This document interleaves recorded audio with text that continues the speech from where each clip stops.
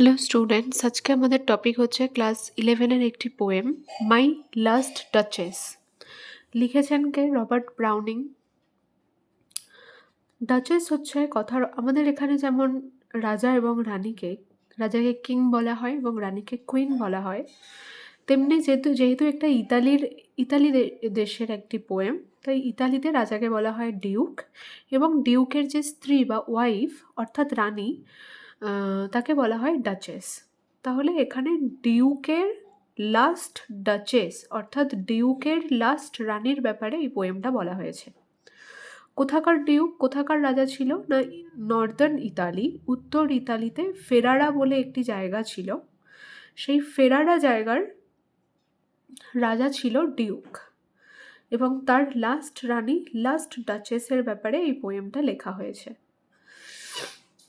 এই পোয়েমটা প্রথমেই বলি একটি ড্রামাটিক মোনোলগ, অর্থাৎ ড্রামাটিক মোনোলগ মানে একজন সমস্ত কথাগুলো বলে এবং তার সামনের জন বা অন্যজন তার সেই সমস্ত কথাগুলো চুপচাপ শোনে,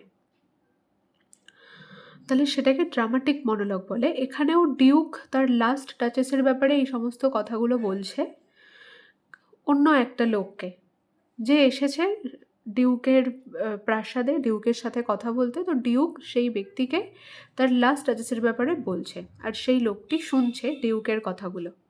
সেই কারণে এই পোয়েমটা dramatic monologue. My last Duchess পোয়েমটা কোথা থেকে নেওয়া হয়েছে? রবার্ট ব্রাউনিংয়েরই কালেকশন অফ ড্রামাটিক লিরিক্স থেকে নেওয়া হয়েছে এবং কত সালে পাবলিশ করা হয়েছিল পোয়েমটি? 1842-তে, 1842 সালে। তাহলে পড়া যাক। That's my last duchess painted on the wall looking as if she were alive. তো ডিউক বলছে যে লোকটি তার প্রাসাদে এসছে দেখা করতে ডিউকের সাথে বা কথা বলতে, তো সেই ডিউক সেই ব্যক্তিটাকে বলছে কি তার লাস্ট ডাচেসের ব্যাপারে। তো ডিউকই বলছে কথাগুলো, কি বলছে? That's my last duchess painted on the wall. দেখো, এটাই আমার লাস্ট টাচেস, যাকে এই দেওয়ালে, যার ছবিটা আঁকা হয়েছে, মানে ডিউকের লাস্ট টাচেসের ছবিটা সুন্দরভাবে আঁকা হয়েছে দেওয়ালে। Looking as if she were alive, যেন মনে হচ্ছে এই ছবিটা দেখে যে আমার লাস্ট টাচেস জীবন্ত। মানে ছবিটা এতটাই সুন্দর যেন দেখে মনে হচ্ছে যে লাস্ট টাচেস তার জীবন্ত। I call that piece a wonder. Now, Fra Pandolf's hands worked busily a day, and there she stands. আমি এই ছবিটা, এই যে পিসটা, এই ছবিটা আমার কাছে একটা বিস্ময় বা আশ্চর্যজনক জিনিস। কারণ ফ্রা প্যান্ডলফের মতো বিখ্যাত চিত্রশিল্পী সারা দিন ধরে ব্যস্ত ছিলেন এই ছবিটা তৈরি করতে বা ছবিটা আঁকতে। অ্যান্ড দেয়ার সি স্ট্যান্ডস, এবং তারই ফলস্বরূপ আজকে এই আমার লাস্ট টাচেসের ছবিটা ওইখানে রয়েছে। তাহলে ফ্রা প্যান্ডলফ একজন বিখ্যাত চিত্রশিল্পী, তো তিনিই এঁকেছেন লাস্ট টাচেসের ছবিটা। Will it please you sit and look at her. Duke সেই ব্যক্তিটাকে বলছে, যে ব্যক্তিটা এসেছে তার প্রাসাদে, সেই ব্যক্তিটাকে বলছে আপনি কি এখানে বসবেন একটু এবং ভালো করে বসে এই লাস্ট টাচেসের ছবিটা দেখবেন? I said, Fra Pandolf by design, for never read strangers like you that pictured countenance. আমি ইচ্ছাকৃতভাবেই ফ্রা প্যান্ডলফের নামটা নিলাম, কারণ ফ্রা প্যান্ডলফ একজন বিখ্যাত চিত্রশিল্পী। বাই ডিজাইন মানে ইচ্ছে করেই। তাহলে ডিউক কি বলছে? আমি ইচ্ছে করেই ফ্রা প্যান্ডলফের নামটা নিলাম, কারণ আপনাদের মতো স্ট্রেঞ্জার্স, আপনাদের মতো অপরিচিত লোকেরা হয়তো এই রকম নিখুঁতভাবে একটা ছবি কখনোই দেখে থাকবেন না। পিকচার্ড কাউন্টেন্যান্স মানে নিখুঁতভাবে আঁকা হয়েছে এমন ছবি, যে ছবিকে দেখলে যেন মনে হয় জীবন্ত। এই রকম ছবি আপনাদের মতো অপরিচিত বা অজানা লোকেরা কখনো দেখে থাকবেন না। তো এইরকম ছবি এত সুন্দরভাবে ফুটিয়ে তুলেছে কে? ফ্রা প্যান্ডলফ। তাই বলছি আমি ইচ্ছে করেই ফ্রা প্যান্ডলফের নামটা নিলাম আপনার সামনে। The depth and passion of its earnest glance অর্থাৎ ডাচেসের যে ছবি আঁকা হয়েছে তার যে চোখের চাহনি, সেই চাহনিটাতে অত্যন্ত গভীরতা এবং অত্যন্ত আবেগপূর্ণ একটি ভাব ফুটে উঠেছে। আর এই চোখের চাহনিটাকে গভীরভাবে এবং আবেগপূর্ণভাবে ফুটিয়ে তুলেছে কে? ফ্রা প্যান্ডলফ। কারণ তিনি একজন ফেমাস আর্টিস্ট, বিখ্যাত চিত্রশিল্পী বলা যেতে পারে। তাই এই যে লাস্ট টাচেসের ছবিটা দেখে যেন মনে হচ্ছে জীবন্ত, এবং তার যে চোখের চাহনি সেটাও যেন মনে হচ্ছে সেই চাহনির মধ্যে অত্যন্ত গভীর এবং আবেগপূর্ণ ভাব রয়েছে। But to myself they turned, since none puts by the curtain I have drawn for you but I. কিন্তু এই যে লাস্ট টাচেসের ছবিটা ফ্রা প্যান্ডলফের মতো চিত্রশিল্পী এঁকেছিল, তারা কিন্তু ছবিটা আঁকার পরে ছবিটা কেমন হয়েছে সেই দিকে দেখেনি, কারণ দেখার কোনো অধিকারই ছিল না। তো তারা ছবিটা এঁকে ডিউকের দিকে ঘুরেছিল এবং ডিউককে জিজ্ঞাসা করেছিল যে ছবিটা কেমন হয়েছে। কারণ তখনকার সময়ে কোনো বাইরের পুরুষদের দেখার কোনো অধিকারই ছিল না এই সমস্ত রানীদের, প্রাসাদে থাকা রানীদের। বাট ডিউক কোনো অধিকার দেয়নি কাউকে।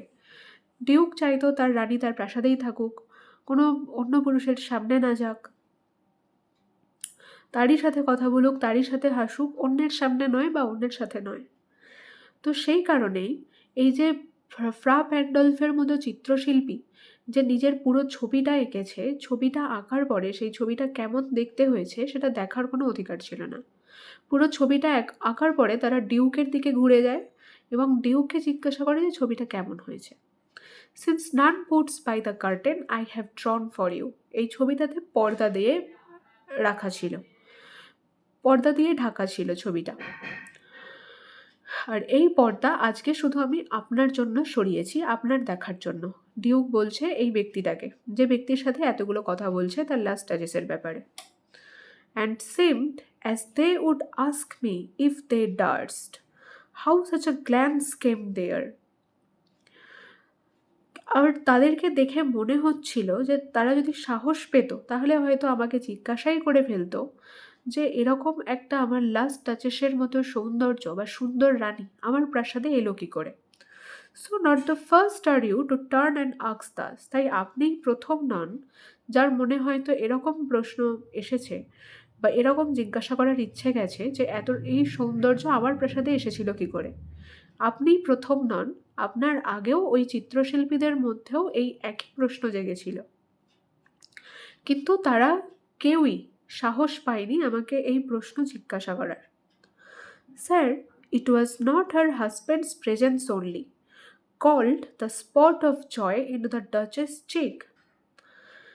আবার বলছে যে এই যে লাস্ট টাচেসের যে ছবি আপনি দেখতে পাচ্ছেন, তার গালে স্মাইল করার ফলে একটা স্পট অফ জয় মানে একটা স্মাইলের ছাপ, অর্থাৎ গালে টোল পড়া, সেটা ফুটে উঠেছে ছবির মধ্যে। তো ডিউক কি বলছে এই ব্যক্তিটাকে, যে আপনি এটা ভাববেন না যে এই যে আমার রানীর গালে টোল পড়েছে, স্মাইল করছে, এটা সে শুধুমাত্র সে তার হাজব্যান্ডের উপস্থিতিতেই করে তা নয়। মানে ডিউক বলতে চাইছে তার রানী অন্য পুরুষদের সামনেও এরকমই হাসে, এরকমই তার গালে টোল পড়ে। তাই বলছে আপনি এরকম ভাববেন না যে তার হাজব্যান্ডের উপস্থিতিতেই তার গালে এরকম টোল পড়ে, সে স্মাইল করে। হয়তো perhaps Fra Pandolf chance to say her mantle laps over my lady's wrist too much. বলছে হয়তো ফ্রা প্যান্ডলফ সেই ছবি আঁকার সময় আমার লাস্ট ডাচেসকে হয়তো এরকম কিছু একটা কথা বলেছিল যে কারণে আমার লাস্ট ডাচেস হেসেছিল, স্মাইল করেছিল, তার গালে টোল পড়েছিল। তো কি বলেছিল Fra Pandolf? Her mantle laps over my lady's wrist too much, যে হয়তো তার আমার লাস্ট টাচেসের শাড়ির আঁচলটা একটু নেমে গিয়ে হাতের কবজি পর্যন্ত চলে এসেছিল, হাতের রিস্ট পর্যন্ত চলে এসেছিল। হয়তো এরকম শাড়ির আঁচল টাচল নিয়ে ফ্রা প্যান্ডলফ কোনো কথা বলেছিল, সেই কারণে আমার রানী হেসেছিল, তার গালে টোল পড়েছিল। তাহলে এগুলো ডিউকের মনের ভাবনা, এগুলো আসলে যে সত্যি তা কিন্তু নয়। ডিউক এরকম ভাবছে যে তার যে রানী এই ফটোর মধ্যে হাসছে, স্মাইল করছে, তার গালে যে টোল পড়েছে, হয়তো ফ্রা প্যান্ডলফি তাকে এমন কিছু বলেছে যে কারণে আমার রানী স্মাইল করেছিল। Or paint or paint must never hope to reproduce the faint half flush that dies along her throat. না হলে এই রকম পেন্ট মানে এখানে পেইন্টার মানে যে চিত্র আঁকে বা ছবি আঁকে, সে কখনোই আশা করেনি যে আমার রানীর মুখে এরকম একটা অর্ধেক হাসি ফুটে উঠবে, যেটা তার যে হাসিটা তার গলা পর্যন্ত আটকে যায়।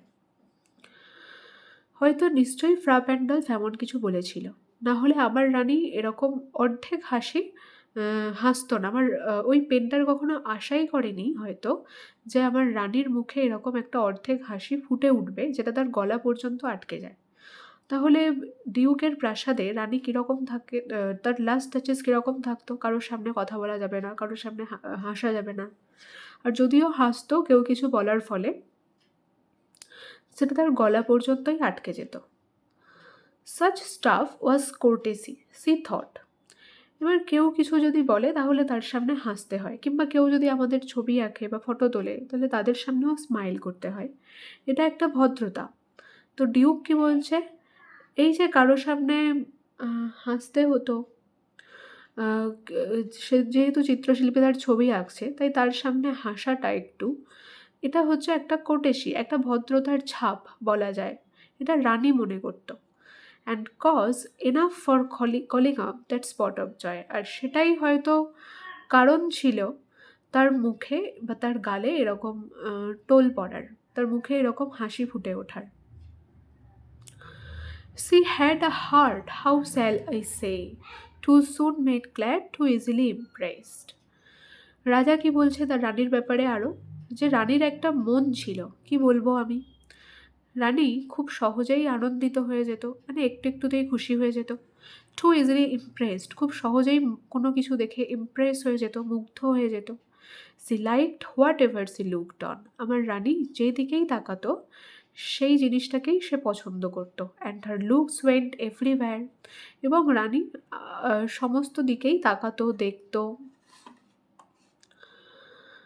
তাহলে এগুলো দেখে বোঝা যায় কি যে এই যে লাস্ট ডাচেস, এই যে ডিউকের যে শেষ রানী, তিনি খারাপ মানুষ ছিলেন না। তিনি অল্পতেই খুশি হতে জানতেন, তিনি সহজেই ইমপ্রেস হয়ে যেতেন, তিনি প্রত্যেকটা জিনিসকে দেখে সেই সমস্ত জিনিসগুলোর প্রশংসা করতেন, তিনি মানুষজনের সামনে হেসে কথা বলতেন। তাহলে এগুলো খারাপ বৈশিষ্ট্য নয়, কিন্তু রাজার এগুলো পছন্দ ছিল না, যে তার রানী অন্যের সামনে হাসুক, অন্যের সামনে কথা বলুক, অন্য কিছুর প্রশংসা করুক, অন্য কিছু দেখে ইমপ্রেস হোক। রাজা শুধু মনে করতো যে রানীর উচিত শুধুমাত্র রাজার সাথেই কথা বলা, রাজার সাথেই হাসা, তারই জিনিসকে প্রশংসা করা বা তারই কাজকে প্রশংসা করা, তারই দিকে দেখা। তো রাজা এইগুলো চাইতো, সেই কারণে এই লাস্ট টাচেসকে রাজার পছন্দ ছিল না রানীর এই সমস্ত কাজগুলোর জন্য। তাহলে এ থেকে কী বোঝা যায়, তো রাজার মধ্যে কোনো সাইকোলজিক্যাল প্রবলেম ছিল, সেই কারণে রানীর এই সমস্ত যে ভালো দিকগুলো, যেগুলো আমাদের ভালো মনে হচ্ছে, সেগুলো রাজার ভালো মনে হতো না। Sir, it was all one, my favour at her breast, তার কাছে সবই সমান ছিল, রানীর কাছে সবই সমান ছিল। My favor at her breast, the dropping of the daylight in the west, the bow of cherries some officious fool broke in the orchard for her. কেন বলেছে রানীর কাছে সব সমান ছিল? কারণ রাজা যখন তাকে একটা ফেভার অর্থাৎ একটা গলার হার বা পেন্ডেন্ট গিফট দিয়েছিল, এবং সেটা রানী যে তার গলায় পড়েছিল বা ঝুলিয়েছিল, সেটারও যেমন রানী প্রশংসা করে, সেটাও যেমন রানীর ভালো লাগে, ঠিক তেমনি রানী আবার প্রকৃতির সৌন্দর্যেরও প্রশংসা করে। যখন পশ্চিম দিকে দিনের আলো অনেক ড্রপ করে, মানে কমে যায়, মানে সূর্যাস্তের যে আলো বা রক্তিম আভা সেই পশ্চিমের আকাশে ছড়িয়ে পড়ে, সেইটা দেখেও রানীর প্রশংসা করে, মানে সেইটাও রানীর ভালো লাগে। আবার কেউ যখন তার বাড়ির কাজের লোকেরা তাকে ফলের বাগান থেকে চেরি ফলের গোছা এনে দেয়, উপহার দেয় তখন সেইটাও রানীর ভালো লাগে, সেইটারও রানী প্রশংসা করে। তাহলে সেই কারণেই রাজা বলেছে যে এই রানীর কাছে সব সমান। একটা রাজার দেওয়া উপহারও সমান, আবার প্রকৃতির সৌন্দর্যও সমান, আবার কোনো যদি প্রাসাদের কাজের লোক তাকে একটা চেরি ফলের গোছা গিফট দেয় ফলের বাগান থেকে, সেটাও তার কাছে সমান। সে সব কিছুরই প্রশংসা করে, যেটা রাজার পছন্দ ছিল না। The white mule she rode with round the terrace. All adage would draw from her alike the approving speech. রানী যখন তার হোয়াইট মিউলে করে, হোয়াইট মিউল মানে মিউল অর্থাৎ খচ্চর, সাদা খচ্চর, এক প্রকার প্রাণী, ঘোড়ার থেকে ছোট, অনেকটা ঘোড়ার মতো দেখতে। তাহলে এই হোয়াইট মিউলে করে তিনি যখন তার প্রাসাদের টেরেসে আঙিনাতে ঘুরে বেড়াতেন, তখন রানী সবাইকেই একই রকম প্রশংসা করতেন। আবার অনেক সময় ব্লাশ করতেন, মানে লজ্জাও পেতেন, লজ্জায় তার গাল লাল হয়ে যেত সব মানুষদেরই কাছে কোনো না কোনো কারণে। এটা শুধুমাত্র রাজার সামনে নয়, অন্যান্য লোকেদের সামনেও। তো সবাইকে প্রশংসা করতো, কেউ কোনো গিফট দিলে বা কেউ ধরো কিছু বললো, তার সামনে ব্লাশ করতো, লজ্জা পেত। কিন্তু রাজা মনে করতো যে রানীর উচিত এগুলো শুধু রাজার সামনে করা। কিন্তু রানী কী করতো, ওই হোয়াইট মিউলে চেপে সে পুরো টেরেস ঘুরে বেড়াতো এবং সবার প্রশংসা করতো। আবার কেউ কিছু বললে লজ্জা পেত। সে thanked men good but thanked somehow I know not how. সে সেই সমস্ত লোকেদেরকে ধন্যবাদও জানাতো যারা তাকে কিছু এনে দিত গিফট স্বরূপ, গিফট হিসেবে, সেটা ভালো। বাট থ্যাঙ্কড সামহাউ, কিন্তু কিভাবে রানী ওই সমস্ত গিফটের জন্য ওই সমস্ত লোকেদেরকে ধন্যবাদ দিত তা আমি জানি না। As if she ranked my gift of 900 years old name with anybody's gift. তো এটা রাজা ভাবতো যে আমি যে আমার 900 বছরের রাজবংশের পরিচয় এই রানীকে দিয়েছিলাম উপহার স্বরূপ, এই উপহারটাকে রানী যে কোনো কারোর উপহারের সাথে তুলনা করে দিত। মানে রানীর কাছে সবই সমান, 900 বছরের দেওয়া রাজবংশের নামটাও সমান, আবার কেউ যদি প্রাসাদের কোনো কাজের লোক যদি তাকে গিফট দেয় সেটাও সমান। রানী তাদেরও প্রশংসা করে, তাদেরকেও থ্যাংক ইউ জানায়। তো এগুলো রাজার একদম পছন্দ ছিল না। Who would stoop to blame this sort of trifling. এবারে রাজা যদি মনে করতো তার মনে এই সমস্ত ভাবনাগুলো রানীর সাথে কথা বলে ক্লিয়ার করতেই পারত। কিন্তু রাজার মনে হতো যদি সে এই সমস্ত তুচ্ছ তুচ্ছ বিষয়ে রানীর কাছে যায়, তাকে গিয়ে বলে এই সমস্ত কথাগুলো বা রানীর এই সমস্ত ভুলভ্রান্তিগুলো, তাহলে সে এক প্রকার ছোট হবে, মানে সে কিছুই বলবে না, সে মনে মনেই থাকবে রাজা। তাই বলছে কে এরকম ছোট হতে যাবে রানীর কাছে এই রকম তুচ্ছ তুচ্ছ বিষয় নিয়ে। Even had your skill in speech, which I have not, to make your will quite clear to such an one, and say, just this or that in you disgust me, here you miss or there exceed the mark. বলছে ধরো, রাজা বলছে ওই লোকটাকে, যে লোকটা তার কথাগুলো শুনছে, বলছে ধরো তোমার কথা বলার ক্ষমতা বা দক্ষতা খুব সুন্দর, হুইচ আই হ্যাভ নট, যেটা আমার নেই, অর্থাৎ ডিউকের সুন্দর কথা বলার ক্ষমতা নেই, সুন্দরভাবে গুছিয়ে কথা বলার ক্ষমতা নেই। To make your will quite clear to such an one, ধরো তুমি ভালো কথা বলতে পারো, তুমি তোমার মনের ইচ্ছেগুলো খুব স্পষ্টভাবেই একের পর এক রানীর কাছে গিয়ে বললে। Just this or that in you disgusts me, যে তোমার মধ্যে এই এই কাজগুলো আছে যেগুলো আমাকে বিরক্ত করে, মানে তোমার এই এই আচরণ আমাকে বিরক্ত করে। Here you miss or there exceed the mark, যে তুমি ধরো কোনো কাজে তোমার সীমা ছাড়িয়ে গেছো, এই এই কথাগুলো যদি তুমি রানীর কাছে গিয়ে বলো, and if she let herself be lessoned so, not plainly set her wits to yours forsooth and made excuse. আর রানী যদি তোমার কাছ থেকে সেই সবগুলো শুনে নেয়, সঠিক শিক্ষা গ্রহণ করে, তোমার সাথে উইটস অর্থাৎ কোনো not plainly set her wits to yours মানে কোনো রকম যুক্তি তর্ক না করে, অ্যান্ড মেড এক্সকিউজ, এবং তোমার সাথে তোমার এই কথা বলার কোনো বাহানা তৈরি না করে তোমার এই কথার উপরে, তাহলে জানবে তোমার কথা বলার দক্ষতাটা খুবই ভালো। মানে কিন্তু রাজা কি বলতে চাইছে? রাজা বলতে চাইছে, রাজা যদি এই কথাগুলো বোঝায় যে তোমার এই কাজগুলো আমার পছন্দ নয়, তোমার এই ধরনের আচরণগুলো পছন্দ নয়, তুমি এই কাজে বড্ড বেশি বাড়াবাড়ি করে ফেলছো, এই কথাগুলো যদি রাজা গিয়ে বলে, তাহলে রাজা ভাবে যে হয়তো রানী তার সাথে যুক্তি তর্ক করবে, তার কথা শুনবে না। কিন্তু এই একই কথা যদি অন্য পুরুষ বলে, যদি আপনার মতো একজন পুরুষ বলে, তাহলে হয়তো রানী শুনবে। তাহলে এগুলো রাজার মনের ভাবনা, এগুলো রাজার মনের ভাবনা। রাজা যেগুলো মনে করে সেগুলো রানীকে গিয়ে বলতেই পারতো, কিন্তু সে কোনোদিনই রানীকে জানায়নি যে রানীর কোন জিনিসগুলো রাজার খারাপ লাগে। শুধু মনে মনেই থেকে গেছে এবং মনে মনেই সন্দেহ করে গেছে। তাই বলছে যে অন্য পুরুষ যদি গিয়ে রানীকে বলে, তাহলে হয়তো রানী তার কথাগুলো শুনবে, তার সাথে কোনো রকম যুক্তি তর্ক করবে না বটে। ফরশুট মানে হচ্ছে বটেই, অ্যান্ড মেড এক্সকিউজ মানে কোনো রকম বাহানাও তৈরি করবে না তোমার কথার উপরে। কিন্তু আমি যদি সেই কথাগুলো গিয়ে বলি রানীকে, তাহলে রানী আমার সাথে হয়তো নানা রকম যুক্তি তর্ক করবে। মানে এগুলো রাজা মনে মনে কল্পনা করে নিয়েছে। Even then would be some stooping, তাই কে যাবে রানীর কাছে ছোট হতে, রানীকে এই সমস্ত কথাগুলো বুঝিয়ে। And I choose never to stoop, তাই আমি ঠিক করেছিলাম যে আমি কখনোই নেভার টু স্টুপ মানে রানীর সামনে ঝুঁকবো না। ও sir, she smiled, no doubt, wherever I passed her, but who passed without much the same smile? তাই স্যার, আমি যখন সেই রানীর পাশ থেকে যেতাম, তখন হ্যাঁ অবশ্যই রানী আমাকে দেখে স্মাইল করতো, কিন্তু সেটাই শেষ নয়। রানীর পাশ দিয়ে যেই যেত, যেই ব্যক্তিই যেত, রানী তাকে দেখেও ওই একই স্মাইল করতো। এইগুলো রাজার পছন্দ ছিল না। রাজা কি চাইতো? যে রানী শুধুমাত্র তাকে দেখেই স্মাইল করুক, অন্য কাউকে দেখে নয়। তাই রানীর সমস্ত মানুষ যেই পাশ থেকে যেত তাকেই দেখে স্মাইল করতো, যে গিফট দিত তারই প্রশংসা করতো, তাকেই থ্যাংক ইউ বলতো।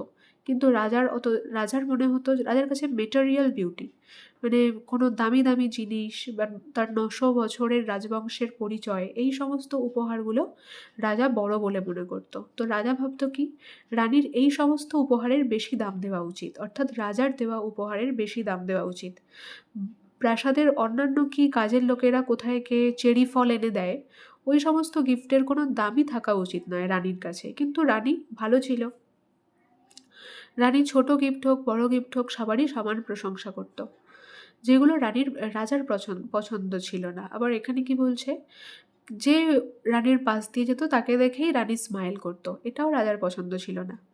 This grew I gave commands then all smile stopped together.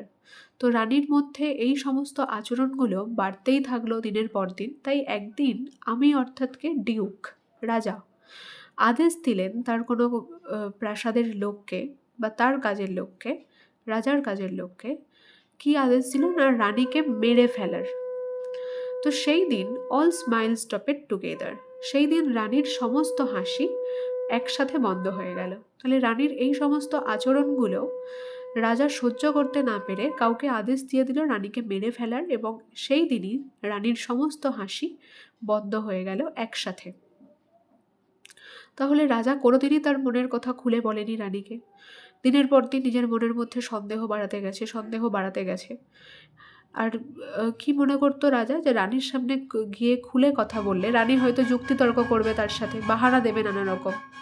তাই রানীর সামনে গিয়ে কথা বলা মানে রানীর সামনে ছোট হওয়া, রাজা মনে করতো।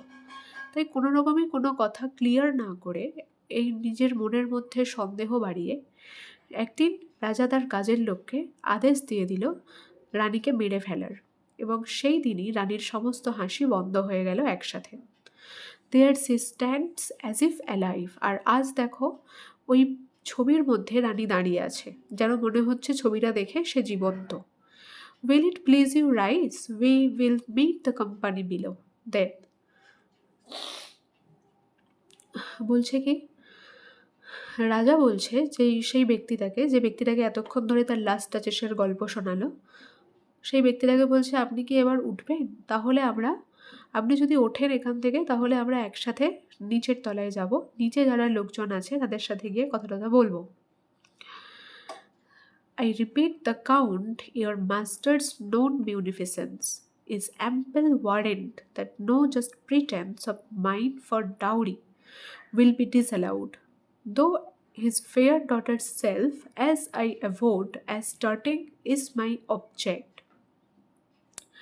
এবারে নিচের তলায় যেতে যেতে রাজা বলছে ওই লোকটাকে, বলছে এই লোকটাকে, দ্য কাউন্ট হচ্ছে তোমার জমিদার, জমিদারের পাঠানো মেসেঞ্জার মানে দূত, কোনো খবর বা বার্তা নিয়ে যে আসে তাকে মেসেঞ্জার বলে।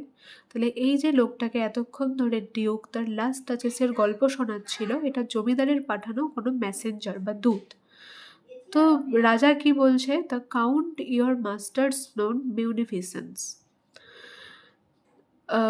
আমরা সবাই জানি যে তোমার প্রভু, তোমার জমিদার কতটা উদার। তিনি কোনো রকম কোনো ভান করবেন না বা কোনো রকম ডিসঅ্যালাও করবেন না আমি যতটা পরিমাণ ডাউরি অর্থাৎ পণ চেয়েছি তার মেয়েকে বিয়ে করবার জন্য। তাহলে এখানে রাজা জমিদারের মেয়েকে আবার বিয়ে করবে। তো সেই বিয়েরই কথাবার্তা বলতে এই যে জমিদারের পাঠানো মেসেঞ্জার এসেছে রাজার ঘরে, সেই বিষয়েই কথা বলতে। তাহলে এই লোকটা কি বলছে যে জমিদারের উদারতা তো আমরা সবাই জানি, তিনি কোনো রকম কোনো ভান করবেন না বা ভণ্ডামি করবেন না আমাকে পণ দেওয়ার জন্য, মানে আমি যা চেয়েছি জমিদার তাই পণ দেবে। Though his fair daughter self as I avowed as starting is my object, যদিও আমি প্রথম থেকেই বলেছি যে আমার শুধুমাত্র তার মেয়েকেই চাই, তার মেয়েই হচ্ছে আমার পাওনার জিনিস বা বস্তু। তাহলে এখানে ডিউক কি দেখা যাচ্ছে, তিনি মেয়েকে মেয়ে ভাবেন না, তিনি বস্তু বা তিনি বস্তু মনে করেন, তাই তিনি বলেছেন ইজ মাই অবজেক্ট।